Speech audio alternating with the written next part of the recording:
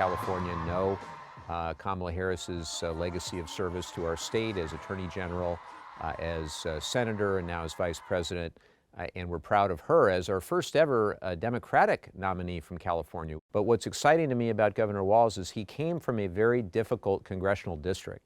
And so he was a red to blue candidate for Congress. He then was a frontline member of Congress in one of the most competitive districts anywhere in the country, in Minnesota. And he also had a great legacy of service as governor of Minnesota. And again, what we have seen in terms of the numbers on the ground, the people who are excited to knock on doors, make calls, it's really reminiscent to me of 2008 and what we saw when Barack Obama was running. And if we can just continue with that excitement, with that enthusiasm over these next 9 or 10 weeks, I think we're going to be in very good shape come November.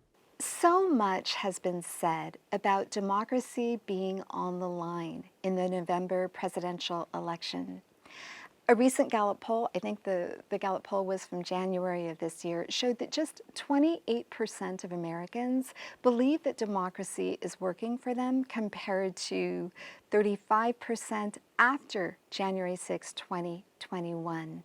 How do you view those numbers? It tells me that we have a lot of work to do, and my hope is that everyone in time will understand that they have agency in the democratic process. This democracy is only good as we all make it. For me, it's about information, education, and then really community building as best as we can, listening to our neighbors, trying to understand their viewpoints, and knowing we're not going to agree on everything all the time, but also knowing that we're all Americans, and again, we all are participants in this process. But people have become very disenchanted. And if you really just follow the narrative these last number of years, and particularly if you're just watching cable news, or again, God help you if you're just getting your news on social media, you're seeing a very bleak and dark picture.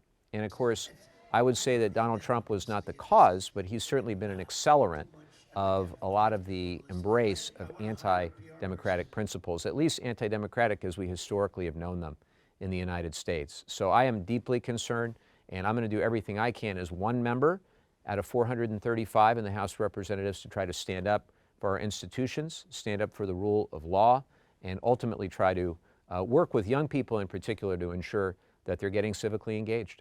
Let's talk about Project 2025, a blueprint to implement right-wing policies. Many people say a pathway to authoritarianism. How informed do you think people are about exactly what Project 2025 entails?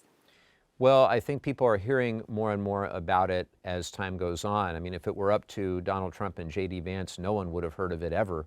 But I think it was really important for the American people to understand what's been being planned behind the scenes by the Heritage Foundation and by people that are directly in Trump and Vance's network. It is a very lengthy document. It's 900 pages long, so it's tough for people to digest, but it has some truly bizarre and extreme ideas on everything from limiting reproductive freedom to undermining education.